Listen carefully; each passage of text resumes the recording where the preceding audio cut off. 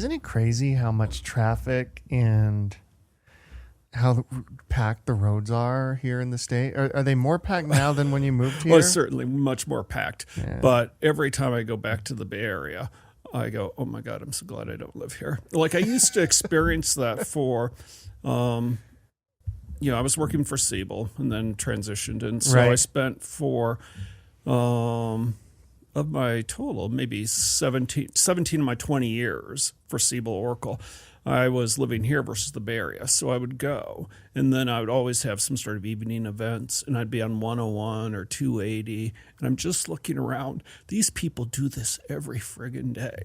And so I was, no traffic we ever have makes me feel bad, compares to what I had in the Bay Area. Yeah, how did you end up being able to work out of Utah over Silicon Valley, given the companies? I mean, Siebel and Oracle, you'd think you'd have to live out there.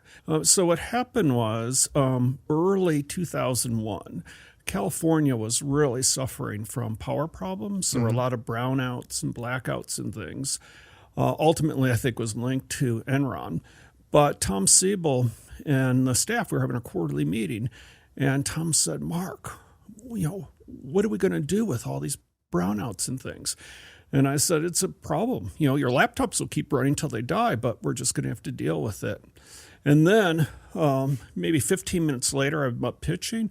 He was commenting, Mark, I can't get help from your help desk, so I don't imagine anyone else can fix that as well. And so he said, what we need to do, though, is get out of California. And I had just returned from a long trip out east. And I said, well, if we're going to do that, we ought to make a day trip distance. And the only day trip cities are Phoenix, Las Vegas, Salt Lake, Portland, Seattle. And he said, well, Salt Lake's got a great workforce. What do you think about that? And I think it'd be a great idea. I've only skied there, but let's give it a go. So 2 months, 12 days later, so I think it was roughly March 26th, 2001, we got rid of all of our contracted service desk, help desk people, and we went with completely Utah-based team. And not only were they less expensive, they're better educated, multilingual. And then what I really realized is I started getting calls and people stopping me, in the hallway and sending me emails. Mark, I contacted your help desk. They're actually nice. And so it was a big, big success. Then a handful of months later, 9/11 occurred. And, again, in a quarterly staff meeting, Tom said, what had happened in New York happened here in the Bay Area. We'd be out of business. It's particularly there's the anthrax scare, and if you remember in those early days. And I want you to get so I can run this from my ranch in Montana. So we started looking at various options for moving all of our computing out of California. And the obvious places were Denver, Dallas, Phoenix, because of the telecommunications, but Utah had treated us so well on moving our service desks. We said, why don't we look at them for the help desk? And Jeff Edwards and the team for Economic Development Corporation of Utah bent over backwards, and we ended up announcing mid-December that we're going to pick up and move all of our computing to a couple of data centers here in Utah. And then just luck of the draw, so to speak, Mike Leavitt, the governor, was coming by on the Olympic torch relay and reaches out to me and said, Mark, I would love to meet you when you come, when I'm in town. I'll be at the San Jose Tech Center. So I go down there. He looks me in the eye and says, Mark, my wife and I'd be honored if you and your family were our personal guests for the 2002 Winter Games. So needless to say, we had the time of our life, an experience that won't ever be replicated, That's being the incredible. governor's guest for the 2002 Winter Games. But still no thought really of moving to Utah. Then the governor's office contacted me the following August and said, Mark, next time you're in town looking at your data centers, why don't you bring your family? The governor's got a condo at the base of Deer Valley. You can stay there. So we arrive on Thursday. I go to work on Friday. My wife has a 1.5-year-old, plus she's 6 months pregnant. So what do you do in Park City? Well, you go look at houses. Yeah. I get home that Friday night, and she's pulling out these brochures and stuff. And houses weren't 50% of the Bay Area where we're moving from. They were 1/5 the cost. In Deer Valley? No, in Park City in general. I see. Yeah. So we ended up making an offer on a home at the top of Pine Brook. Yeah. Because it's easy into Salt Lake and easy into Park City that weekend. And I go back to California. And, I'm going to try to talk Tom Siebel into letting me move to California. And so I go and meet with him, and it must have been the best day of his life. I don't know what happened. I don't know that I want to know, but he thought, Mark, that's a great idea. If you move to Utah, more people move out of California. Mike Levitt's a great friend of our company. Boy, that's a fabulous idea for you and your family to move. And I was ready to fall on my sword and get a condo next to it. No, Mark, I don't want you to do that. I don't want you to be complaining 6 months from now that you're burned out from all the travel. I don't think that's required. So my youngest son, who's now a junior at the University of Utah, when he was born, 2 months later, we packed up and we moved to Park City. So I've lived in Park City 20 years. And so I did the Siebel job. And then once Tom sold Siebel to his old boss, Larry Ellison, about 17 years ago, Larry thought it was a great idea. I lived in Utah. The two most important people in Congress were Orrin Hatch and Bob Bennett. And having a senior Oracle executive living in Utah was nothing but good for our company. I think people forget that Orrin Hatch was so powerful. And Bob Bennett was too in the finance committee. If you look at what's important to a tech company like Oracle, it's repatriation of foreign funds because we have a lot of global income. It's immigration. We need to bring in talent. And it's protection of intellectual property. Yeah. I mean, it's amazing how many frivolous intellectual property lawsuits there are against big companies like Oracle. So we had really, really very, very important legislatures, particularly on the Senate side, that have a big impact on tech companies, not just California companies, but really supporting the companies here in Utah. Yeah. What did you learn from Tom Siebel? Oh, I still interact with Tom. He's such an incredibly intense guy. And first of all, working for Tom, when I joined Siebel, I moved from Texas to California, and already had a little bit of the imposter syndrome kind of thing. I'm surrounded by Stanford grads and folks that went to Berkeley. And one thing Tom really liked doing is hiring people out of the service academies that went and got their MBA at Harvard. So I was surrounded by just really high-end folks. But the things that I liked about what Tom had done is I had come from Motorola, where I was CIO of Motorola Semiconductor, 55,000 people, very diverse. Tom was an incredibly simplify, standardize, and centralize. Well, as a matter of fact, a lot of startups could take cues from what Tom did. Yeah. First of all, at Siebel, every office was identical. It didn't matter where in the world it was. The carpet, the desk, the office to cubicle ratio, everything was the same. And this is one thing I've never seen anyone else do, but I loved. Every conference room anywhere in the world was named after a customer. The only artwork allowed in any Siebel campus anywhere in the world was customer artwork, whether it be annual reports or ads or what have you. It's not necessarily the conference room you want to have be in the next door to the CIO's office, but by coincidence, the conference room next to my office were Toys R Us. That's cool. So Tom, first thing was simplify, standardize, and centralize. And then another thing that Tom did, it's a little counterintuitive, but he says, delegate as little as possible. And what he really meant by that is he didn't want anyone like in Italy cutting one-off deals. He wanted to make sure that everyone stuck with our messaging, everyone stuck with our pricing, and it was a consistent experience wherever in the world you were. Another thing, though, that I really liked about Tom is that I think all of us that reported to him were intimidated by him.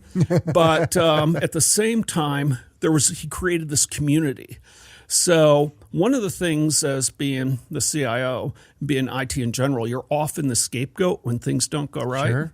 But I could be rest assured, completely confident that if, for example, we had some outage that maybe impacted support or what have you, and if Tom ran into, the gentleman's name was Steve Mankoff that ran support at Siebel, and what he would say is, yeah, we had a bit of a glitch, but Mark and I are working on it and we'll get it handled. Whereas other places I've worked, you could, instead of having your back, they might want to stab you in the back. Yeah. And so he really created this camaraderie that if you went and complained about a peer, that's a weakness on your part. You need to go and deal with it directly and make sure that the two of you work through it.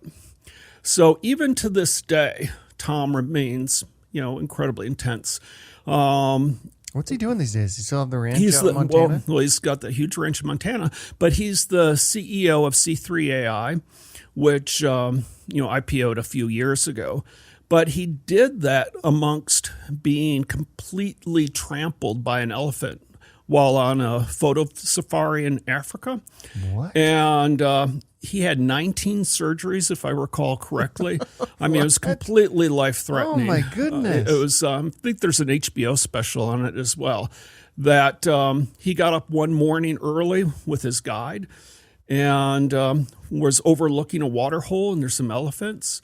And then all of a sudden, the elephant lifted his head and started charging. And he's with a guide. The guide has a gun.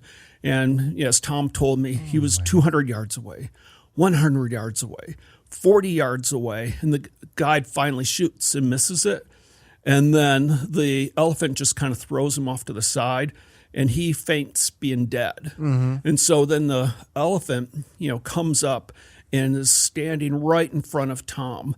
And Tom said, I could smell that pungent smell. Mm-hmm. And then all of a sudden he trampled me. And he took a chunk out of his leg about the size of a loaf of bread.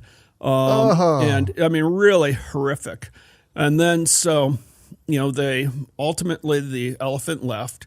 What it's perceived is that he had some cologne or something that the elephant found offensive. And so that's why he charged him. So Tom, maybe after 16 surgeries, was still going around in a wheelchair with his leg out. He invited me over to his home in Woodside to have lunch.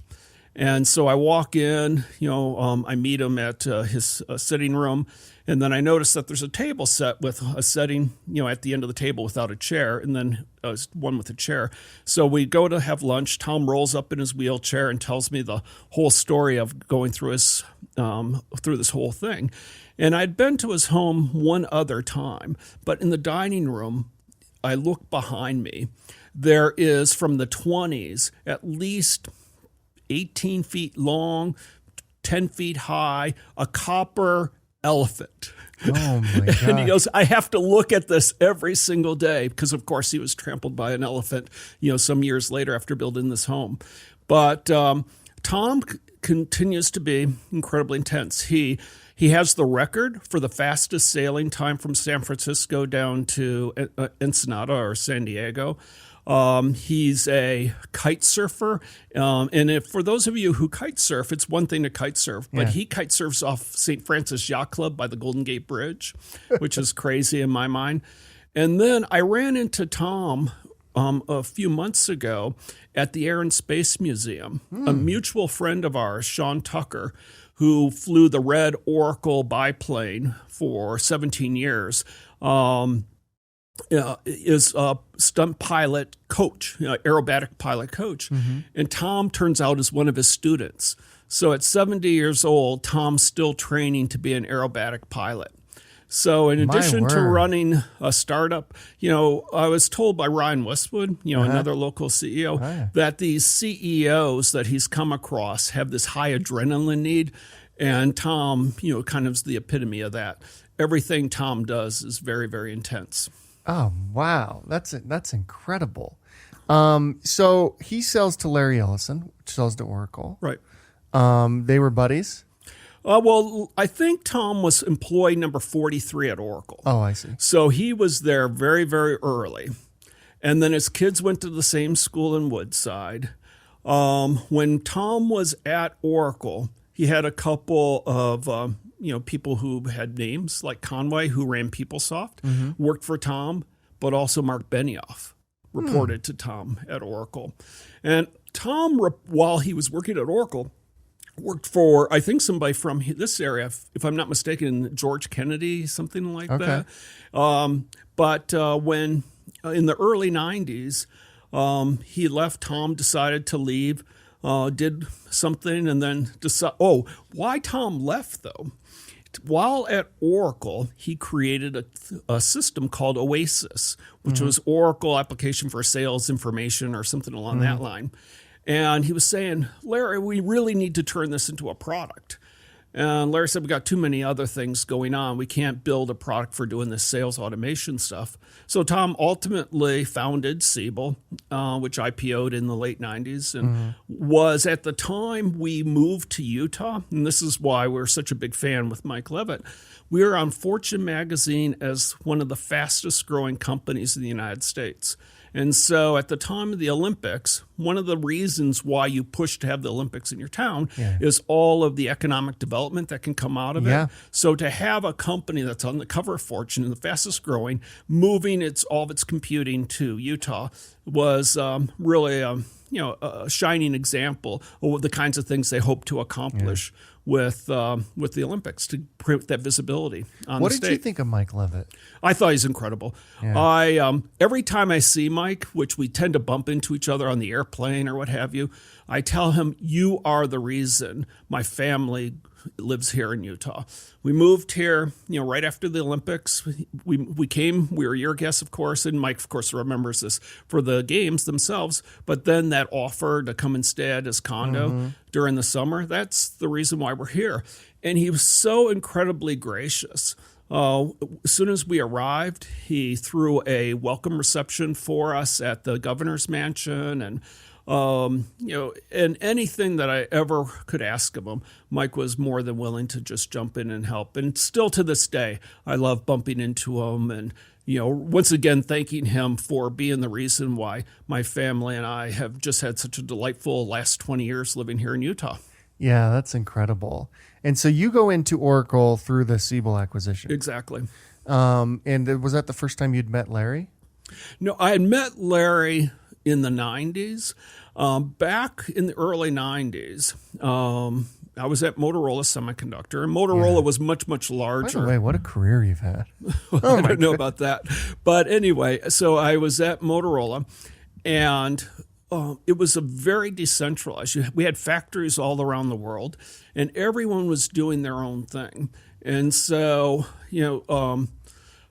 one of the toughest things you can possibly do, I think, for a professional career is being asked to be the CIO in a decentralized organization. I joke, and I'm not very knowledgeable about this, but they talked about Dante's multiple levels of hell. Well, I think there's another one that is CIO in a decentralized organization. So my job was to come in, and because everyone could realize that there was all these inefficiencies because of the duplication and gaps and overlaps. And my job was to try to come up with common approach across all the factories around the world.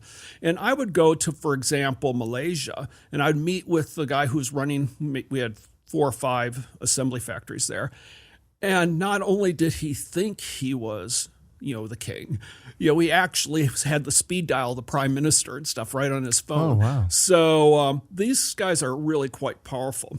But nonetheless, my job was, and it's in my soul, my DNA. If you picked my blood, it would be simplify, standardize, centralize, and automate. That's just kind of in my nature.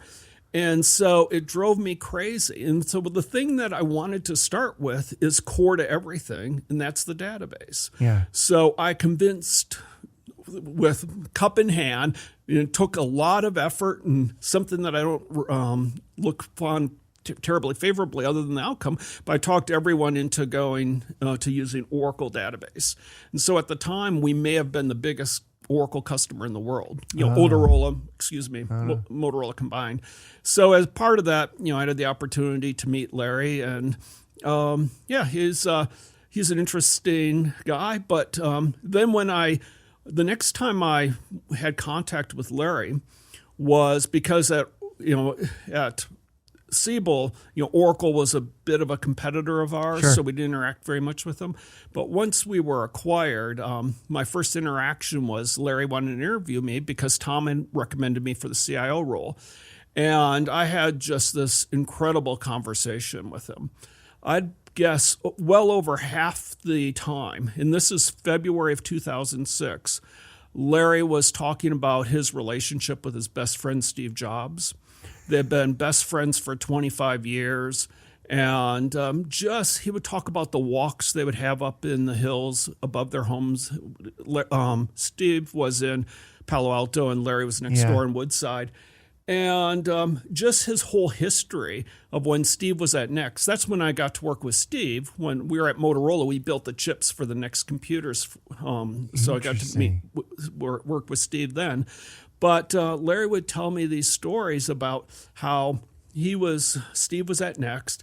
He's considering going back to sell the operating system, really, from Next, the Unix operating system, to Apple. And he's going, Larry, I'm thinking of maybe running the place. And Larry said, I can make that happen. I can buy it. You could have bought Apple back in that day for $5 billion. I'll just buy it, Steve. He goes, Larry, this is what Larry's sharing with me. No, Larry, this is Steve talking. You've got more than enough money. You don't need any more money. Why don't I just go in and I need you to be a board member? And again, I don't want to talk out of school, but This was a long time ago. Larry said, okay, Steve, I'll be a board member as long as I don't have to ever attend a board meeting. So those are the best board members. So anyway, it was really an entertaining conversation. We talked a lot about, back in those days, 2006, there's a lot of blades were popular for computing, and Larry's incredibly smart, well-read, and he loves learning, loves having discussions about things. And so we talked about a bunch of stuff, none of it relevant to what I would do as CIO at Oracle. Matter of fact, thinking about it, I can't think of a single thing that we discussed that was directly relevant to, was I capable of doing the job at Oracle? But it was fascinating. And then let me share, working with Larry, every time we would have a meeting, Larry had his spot where he would sit. And he would have his kind of regular yogurt-based drink or what have you. And you would have passed him the slides and stuff the day before. And he would, his typical approach, though, when the meeting starts, you get what I call Journey to Larryland. Because he lives in a different world than the rest of us mere mortals. And just the people he engages with, the experiences he has, is so different that he would just talk about whatever was top of mind for him that day. It could be some big controversy that's going on somewhere in the world. It could be something about technology. And he would just want to have a dialogue around it. But then when it got time for you to pitch your thing, he would have already looked at it. He would have given you his opinion. And then you have the opportunity to either accept that, or what Larry, I found, really liked was learning and engaging in a conversation. And so if you had a different perspective, or you disagreed with them, or you wanted to emphasize why it was the right thing to do. Let me give you just one example. This is one of the first meetings I had with Larry, like a real meeting, and I've probably been there a month or two at Oracle. And everyone from the internal business systems to all the engineering departments were all telling me, we are completely out of data center space. And our real limiting factor was power, because the density of computing had gone up so much. So I've got a scheduled time with Larry and the staff. I walk in the door, and Larry's comment is, Mark, if you're here for a new data center, you might as well just turn around and go the other way. That was my first official business thing. And, I got a few minutes, and I got to explain to him that the problem is really power. And so we need to add more space, bring more power. And Larry made a really profound approach. He goes, Mark, my guess is the utilization of across all the different organizations that have computing is something like 10, 20%. So I think you ought to look at what is the current utilization. But even so, even perhaps more impactful is a lot of that equipment's probably not the latest. And so it draws way more power per compute cycle. So I'm going to give you budget to replace all the computing you want with much more efficient computing. And I'm going to essentially, by organization, come up with a power budget. So Mark, I want you to come back to me with how much power every organization's consuming, and I'll give them a budget. And he sat down and, okay, well, engineering, they got enough power. The IT organization, you could probably skim off 10% of power, and then some organizations growing like our hosting business, I think they should have twice as much as they have, but you have unlimited ability to go replace these servers with much more efficient equipment, and everyone will be better off. And he was absolutely right. Us really focusing on utilization, of focusing on efficiency, of focusing on the right equipment for the right job, is just one of the kind of many stories I have. But that was actually my first interaction, was trying to go get computing space for all my consumers around the very large company Oracle. And you worked with them for 17 years. No, I worked with Larry for 13 and a half years. 13 and a half. So in total, I was at Siebel, for a handful of years, and then I retired roughly on my 20th anniversary of Siebel Oracle. And the big reason for that is I started getting contacted by a number of different companies, some here in Utah, others, that they wanted me to spend some time working with them. And that sounded pretty interesting. And then there's other things I wanted to do at the University of Utah. The governor had appointed me to help drive STEM education. So there was just a lot of things that I wanted to do. And so I decided, I'm going to take a financial haircut, but, I think this is an opportunity for me to consider doing some other things. But really what pushed it over the edge was I worked quite closely with Mark Hurd, who was our CEO, and we would host these, the tennis tournament events, the 4-day weekend Super Bowl at Larry's estate and stuff together. We'd host a lot of big of things. And increasingly for those kinds of things, customer meetings and others, I was being asked to fill in for him. And I could really see his health deteriorate. And so I said that, I have an awful lot of life. My best chapter is ahead of me after Oracle. And so I want to be able to live it. And so I can still remember driving to the airport. My wife was catching a later flight for my retirement party, and I voice text her, I am so thrilled to be retiring happy, healthy, intellectually curious. I thought I would learn at a faster rate than I've ever learned in my life, and that turned out to be true. It's almost 4 years, and I'm learning much faster than any point in my life, and deeply in love. And so still to this day, almost 4 years later, I think about that almost every day, that the pace at which I get to learn, and the things that I get to do, the new adventures that I get to take with my beautiful bride that we're celebrating our 25th anniversary right now. Congratulations. This is by far my favorite chapter. And one of the things I mentioned to you when we ran into each other the other week is I have 2 boys at the University of Utah, one in the School of Computing and one in the business school. And it turns out I'm on the advisory board of both of those. And so daily, I'm interacting with them about what they're doing, what they're learning. Just this morning, my son was going over, I didn't understand. I wasn't obviously 40 years ago a Java programmer when I went to school. Yeah. And so he's explaining to me some of the nuances and stuff. And, my other son, I was talking to him just on the phone here. He goes, Dad, I got to do a paper on the 10 most impactful technological innovations of this decade. What do you think? And so this is the kinds of conversations that I'm enabled to have. I think I mentioned to you before that my current life is like being a grandparent relative to the startups I work with. I get an awful lot of the joy without the day-to-day responsibilities. So I'm loving splitting my life in thirds, 1/3 staying engaged with a number of young companies, 1/3 giving back, and 1/3 doing a bunch of new adventures with my bride of 25 years and my 2 sons. Your marriage is an inspiration. How did you manage that given the career you had, which was so high octane, probably really long hours? But your marriage seems stronger today than it's ever been. I'm incredibly blessed that when I met my wife, it was 25 years ago, June 27th. Our first date was July 7th. We got engaged September 29th and married February 20th. So I'm celebrating all these kind of various events over this 8-month period.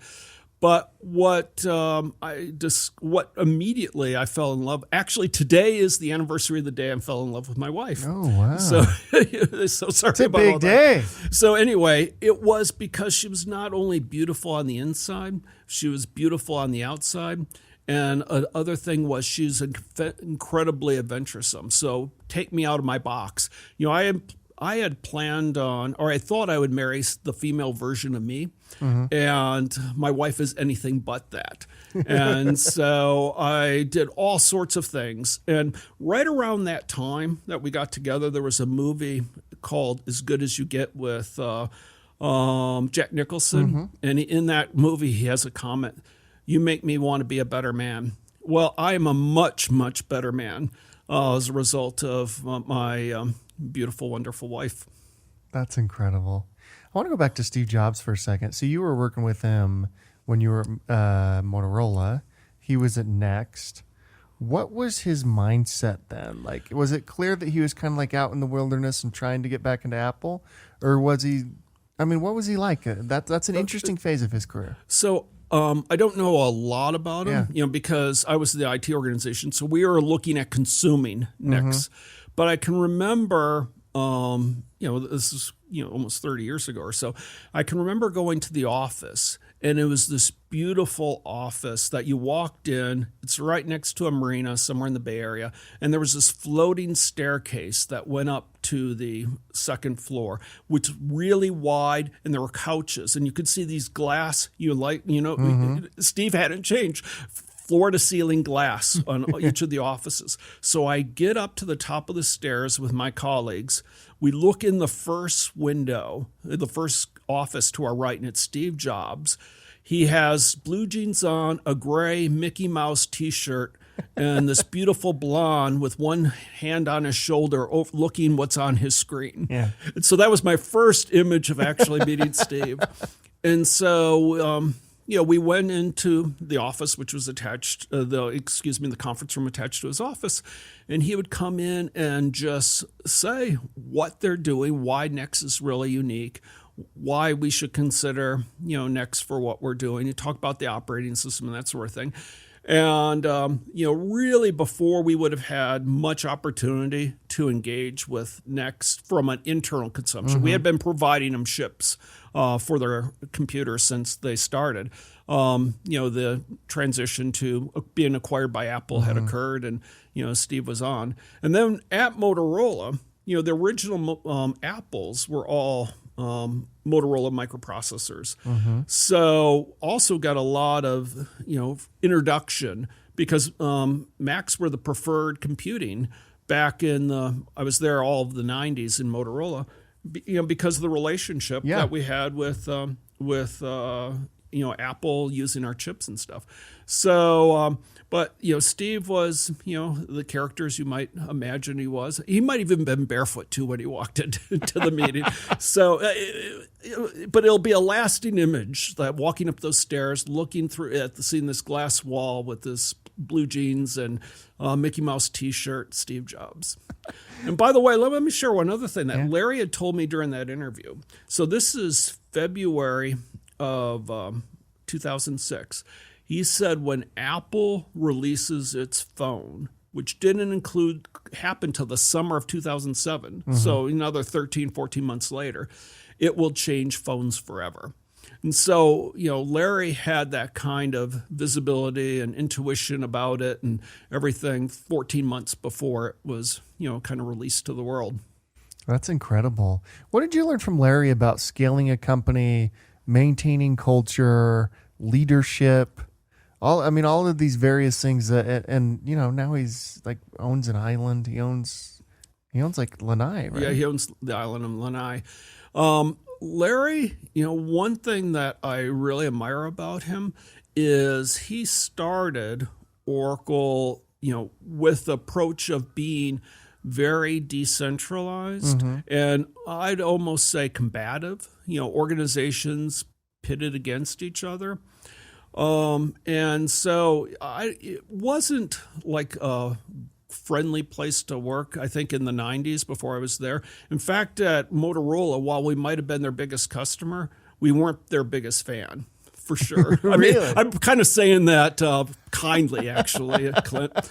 And so, but in the late 90s, the economy was really booming, especially for tech companies. And what Oracle had discovered is while their revenue's going up, their margins going down. The revenue's going up, but their margins going down in the late 90s. And Larry came to the conclusion was this decentralized approach, which he calls, I love how he phrases it, it was the weak king, strong duke model. He decided, I'm going to switch this all to the weak duke, strong king model. So I'm going to take every organization, procurement, finance, IT, legal, marketing, that is all now local to each of these regions and countries. I'm going to centralize it all. I'm only going to have one global marketing team, one global IT team, one global finance team, one global legal team, and so forth, one global HR team. And then instead of having, 20 different ERPs, we're going to have a standard ERP, enterprise resource planning system for the entire company. And so went through this entire, transition from going from very decentralized to very centralized. And that happened from starting right 1998 and roughly 2001. The operating margin during that time at Oracle went from 18% to 36%.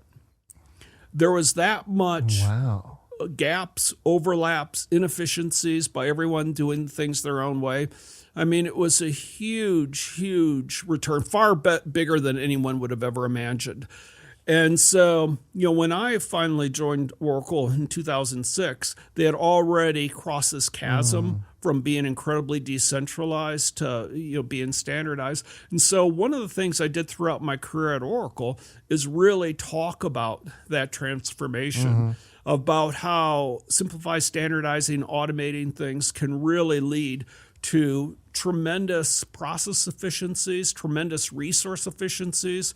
But another thing I used to tell people is if you only have one way of doing stuff, it's so much easier to change to something else. Yeah. If you only have one of something and you need to now integrate something new into it, you don't have 7 different versions around the world or even 30 different versions. It's a whole lot to introduce new technology as well to it because you only have to really talk to one thing. So it made Oracle much, much, much more agile. But another thing I'd like to share, while I was at Oracle, we assimilated 130, 140 companies.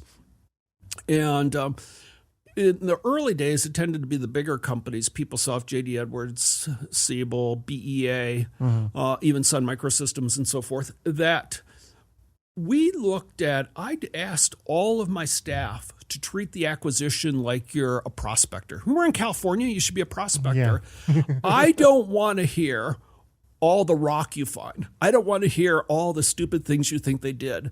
I'm actually going to reward you for finding the nuggets of gold. Who do they have that's better than what we have? What do they do that's better than what we do? What tech have they implemented that's better than what we've implemented?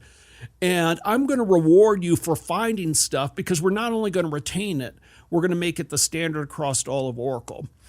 And that really, I think, was tremendous. So I had an IT organization where I got to acquire all these world-class companies like BEA and Siebel and Sun and so forth and take the best of them and be able to apply it, but also the best of the people. It's one thing to go off and hire, 50 people, but if you acquire a team and you get 50 people all from one company, they have a culture, they know each other, and you're able to, pull it all together. And so I found that the the acquisitions that we did were not a problem. They're actually accretive because we looked at it. We're going to simplify, standardize, centralize everything. So we're going to get rid of all the redundancy. And if they do something better, that's the way we're going to do it. And so I was actually excited every time we acquired. But that was more in the earlier days. In the latter days, the companies that we learned from were not the big ones. They were the small companies. They were cloud companies. As the whole transition to cloud happened, starting a decade ago or so, we would acquire a company that didn't even have an IT organization. Yeah. They grew up cloud native. Of course, the stuff they didn't scale, wasn't secure, wasn't global and all that, but it put a different light on things. So while in the first half of my time at Oracle, the big acquisitions were created because they brought something. Right. The second half, it was all these cloud companies, and they were creative because they taught us a better way of doing things. An example was Slack. We would have had to pry Slack out of the cold, dead hands of these startups.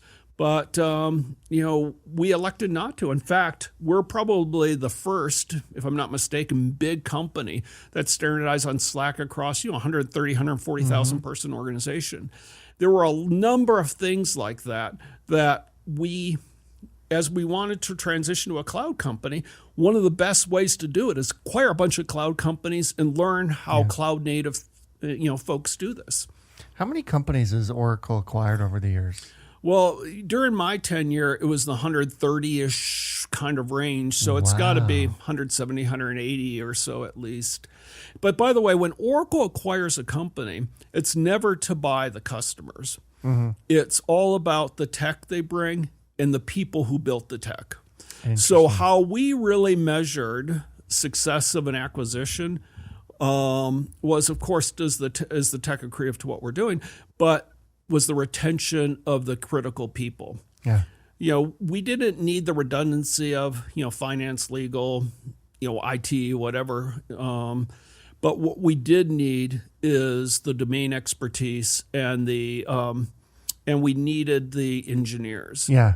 And so one thing that happened in the early 2000s, Larry came to the realization that information systems is a lot like if somebody was in a garage building a car, that they'd get the tires from one place, the engine from something else. Oh, they had this old chassis that they built. They're going to use that. And they'd cobble together this thing and then roll it out of the garage and try to start it up. And it'd be time for upgrade. They'll roll the whole thing back in.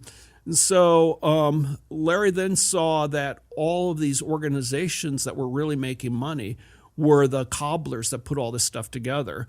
The PwCs, the Accentures, and the IBM had built a big consulting business. One of the largest businesses at IBM. HP had acquired, consulting. And what Tom said is, I don't want to do that. Matter of fact, Tom Siebel was like that as well. What I want to do is make stuff complete, open, and integrated. And that was really the vision. And so when we acquired companies for example, to be complete, you have to have verticals. So if you're a company like The Gap, it's not just your core HR and ERP and database. You need to have retail management, logistics, warehousing, all those sorts of things. If you're a bank, there's teller management, wealth management, et cetera, et cetera. Right. So we started acquiring all these companies, but the last thing you wanted to do is lose the domain expertise. Yeah. And so that was one of the things structurally kept those separate so they wouldn't get gobbled up by at the time 25,000 person engineering organization, that they could really retain their autonomy and even more so retain their domain expertise. How did he decide where to expand from Silicon Valley? Because he basically took over the whole city of Austin, it seemed like. What was those decisions? What was the decision to go to Austin? What was the decision when he started opening up different headquarters? Well, some of the first big expansions, going back a long time, was Reston. And the very first customer for the company that was like a 3-letter acronym. And Larry, the story's well known that Larry read these papers from IBM along with his colleagues and came up with, this is a really cool way to manage data, this relational database. And for what I'm told is IBM thought it was interesting, but would never scale. I mean, you could never actually run that on computing. So they decided to actually build it. And their very first customer was, as I understand it, Project Oracle at the CIA. And I think customer number 2 might have been the NSA. So, Oracle had a steep government, background right from day one. So Reston was, he did that to be close to the customers. Yeah. Then, about 10 years ago, Oracle thought that the infrastructure as a service, kind of what AWS was beginning to do, Google was beginning to do, and so forth, was a commodity business and it'd be raced to zero. And so I want to be at a higher level. So the platform, you have a higher margin. And then even higher than that is the application business. So that's the layer I want to play. But he came to realize that you're not going to get all of the return out of those businesses if you don't also have the platform. Right. And so he decided, okay, we're going to do this platform specifically targeted towards enterprises. So he went and acquired an awful lot of Amazon talent and then others from Azure as well. Fortunately, they're both in Seattle. And, got very expensive office space in downtown Seattle because that's where they wanted to live. And Larry did something that really was unique when you're doing something. He gave them complete autonomy. Interesting.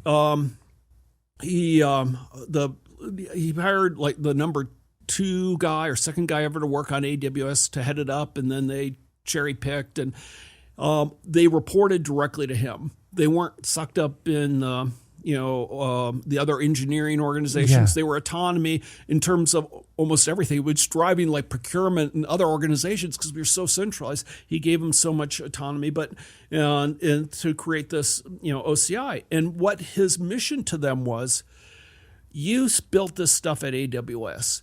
If you had to do it again and you could start from scratch, what would you do different?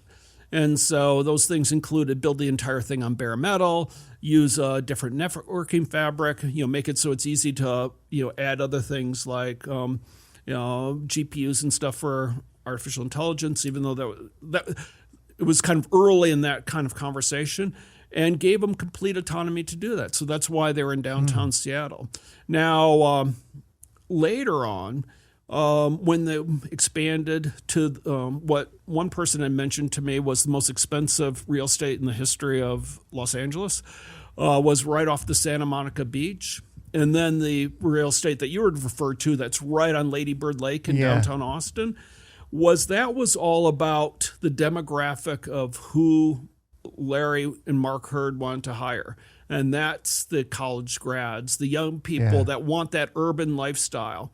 When Larry was sharing the story of when he was first going to Austin, he was staying downtown Austin, got in the black Suburban, and the people that wanted to show him real estate took him up like where Apple is and goes, we drove 20 minutes from downtown Austin. This isn't Austin. And then he wouldn't even get out of the car. And then he went even another 20 minutes. He's up in Round Rock where Dell and General Motors Tech Center are. No. I want to be downtown on the lake. And so they went down to this part in Austin developed, really from a business standpoint. It's divided into quadrants, separated by the lake on one side and I-35. And so there's one quadrant where the University of Texas is, that grew, and then went south, and then northeast. This last quadrant was the last to get gentrified. And so they started flattening everything, and it was kind of been cleared out. And Larry said, we'll take all of this. And it was the biggest waterfront in Austin. And by the way, there's an apartment building going up, and we'll take that too. Mark Hurd's freaking out. Larry, we should negotiate on this or what have you. Compared to Seattle and compared to San Francisco, this stuff's free. So let's not worry about it. And then ultimately, that wasn't the original plan, but ultimately, Oracle actually moved its headquarters Larry's, kind of very good friend Elon Musk did as well with Tesla. And so the Oracle headquarters is now Austin, Texas. What was the motivation for that? Similar to Elon's, like need to get out of the regulatory environment of California, or is it just? I had left Oracle. It could have been the tax structure. It could have been the regulation. It's not as if a lot of people, matter of fact, very few picked up and moved from California to Austin. But my guess is it was a more business-friendly climate than California. Yeah, that is super interesting. Wow, what a loss for California, right? Or well, Oracle's still huge there. Yeah, I mean, it still has the big Emerald City, the big campus on the lake and everything. So Oracle is still very large in the Bay Area and will continue to be very large in the Bay Area. But Austin is, a big place. And then, of course, Apple is building their second headquarters in Austin. Mm-hmm. So that's where I met my wife, actually. You met your wife in Austin? I was living there with Motorola Semiconductor. We are headquartered in Austin. So Austin I have a lot of fond memories from there. But let me share with you, one of the startups I work with, Quantum Metric, I was attending... Local company, right? No, they're headquartered in Colorado Springs, but they grew up, you can't build a company really in Colorado Springs of any scale. So they grew up distributed before distributed was cool. Yeah. And they were having their annual customer event in the Austin City Limits venue. And so, I got in, I flew in, took my Uber, and it's at the W and attached to it. Again, I lived in Austin, not that much earlier. And I walk out in the street after I check in, and I look around, and I'm right in downtown Austin.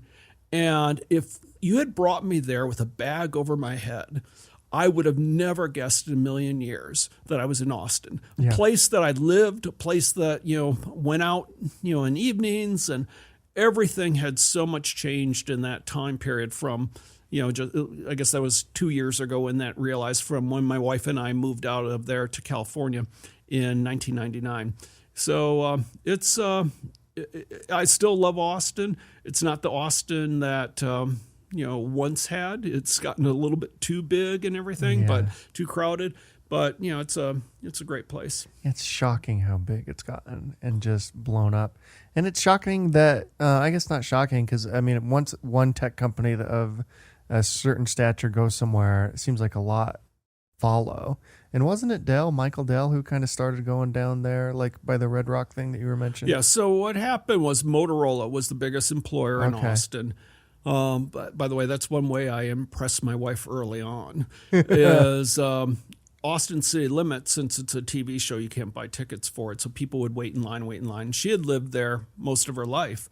And I asked her on like a Monday, do you want to go to Austin City Limits this week? And she goes, sure, but you'll never get tickets. But again, being Motorola and the biggest employer, there's a way to make things happen. So that early on, we saw Jimmy Vaughn. Wow. Stevie Ray Vaughan's younger brother.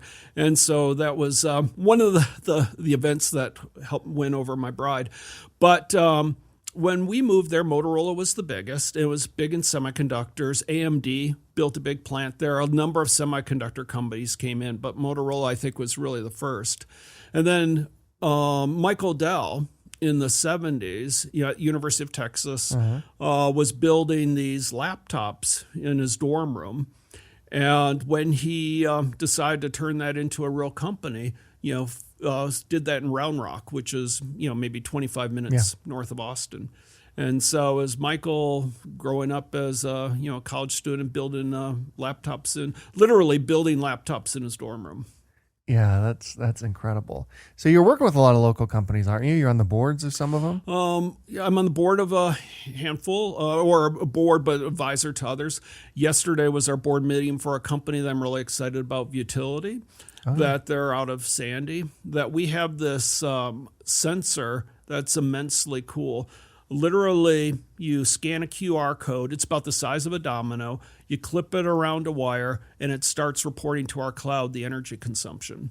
And so if you take the total cost of ownership, it's about a tenth the cost of competitive solutions that have to be wired in with electricians and so forth. Literally, you or I could go scan, clip, and we'd start seeing our energy consumption. So it provides granularity. Right now, if you take probably this building, they may have just metered the energy for the whole building. Maybe they sub-meter by tenant, but that's pretty expensive. Meters can cost $3,000 to $10,000.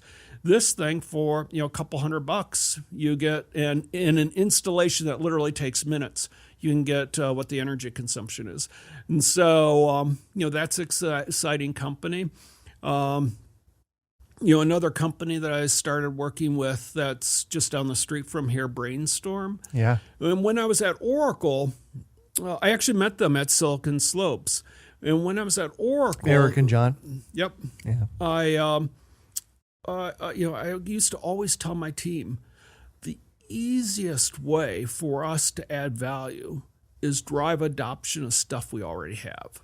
And when you have 140, 150,000 employees, the adoption rate of, no matter how good it is nowhere near of what it could be.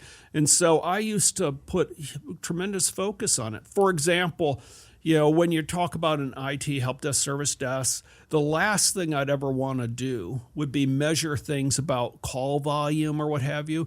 I want every experience, like if you were to call in, Clint, I'd want my team to first of all understand what your problem is, why you called. And then I want them to then start asking you about, well, what other things are you having problems with? Yeah. Or have you heard about this new thing that we have? Or have you tried this? And can we set up a time and I'll walk through and demo it for you? And so I looked at, that, we were, if we could make somebody who makes 10 times, if you think about it, and delivers the kind of huge revenue to the company, and we improve their productivity, that's of a tremendous value. So it turned the whole kind of standard service desk, help desk. In fact, that's one of the things that organizations tend to do is outsource some of that. And I think the thing that 99% of the employees at Oracle, the only IT people they knew were like the service desk if they needed help. Yeah. Why would I outsource the only thing that actually directly touches my customers? So it's something that I put a whole lot of focus on, that with relatively small incremental cost, we can add a lot of value to the company. What are you seeing? Because you're advising or these startups, and Futility's been around for a while. Brainstorm's been around for a long time, but still an incredible company, still run like a startup. And their whole focus is around this adoption thing. And that's their whole focus is around adoption, and just two of the greatest guys ever, too, Eric Farr and John Wade. On the early stage, though, are you working with any early companies? How are you feeling about kind of the overall startup and tech environment in the state? It's I really admire. The smallest company I ever worked for was Siebel, and it was like 3,000 employees. So I admire that these folks that start with, just a good idea or a passion about something, and the sacrifice that they and their family, somebody who's become a good friend, Tony Lewis, who recently had an exit with Omni, and then still, off running that, I sold it to JP Morgan Chase. Just the whole journey that you take and the sacrifices that you take to, make something successful. While I'm not, directly involved other than, an investor, and, I like egging them on, so to speak, is James Jensen and the folks over at Jump. When my wife and I sat down with James, this is the first time I've involved her, but James's thoughts around what it could do for actually changing somebody, that if you can get in the flow state and so forth, I thought she'd be interested. And we decided over that lunch that we were going to, be investors. And it's just great to see something actually come totally out of the ground and then turn into, something, hopefully that'll be pretty significant. But on the other side, we take Quantum Metric, the company out of Colorado Springs I mentioned, I've got an opportunity to see them over the last few years. While they weren't terribly early stage, but they're now valued over $1 billion. But that's a lot of times when, I can provide a lot of value as well. Yeah. Because, I've run global organizations. The people they're trying to sell to, that was me at Oracle.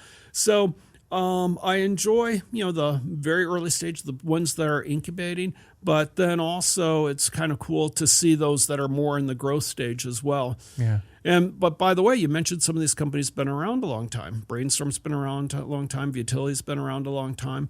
But a lot of times they just need to have some catalyst to really kind of change that. In the case of Utility, we made 10x all last year's revenue this year. 10x. Oh, wow. 10x. That's incredible. And that's because, you just get the right kind of change, the kind of refocus, the focus on customers. Always had good technology, but, really how do you directly engage with customers with that? So that can be exciting to see as well.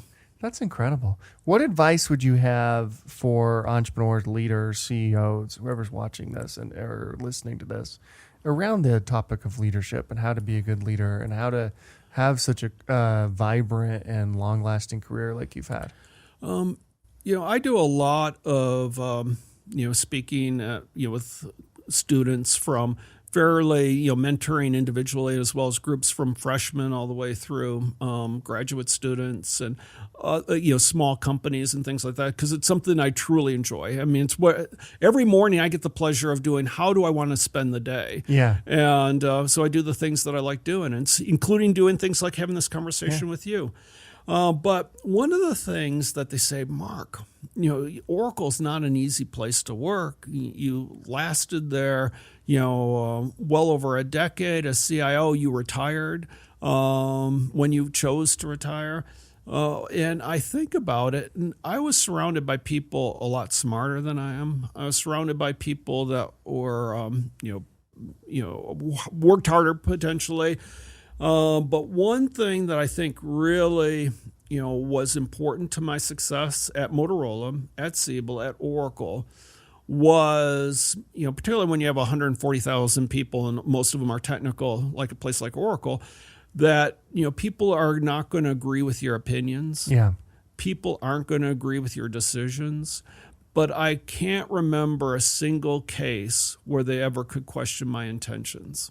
And I think that's really important from a leadership standpoint. Again, people may not agree with your opinions or even your decisions, but if you never give them cause to question your intentions, that gives you an awful lot of coverage. And by the way, that's not just leadership in business. That's leadership at the home as well. Yeah. But, other things that, I've already talked about is, get rid of the redundancy, simplify, standardize, centralize, and automate. Just kind of look for those opportunities that can, really, have a substantive impact. Oh, one thing I share with the students all the time was a key to my success, whether it was sailboat racing. I actually met my wife racing sailboats in Austin, to at the business.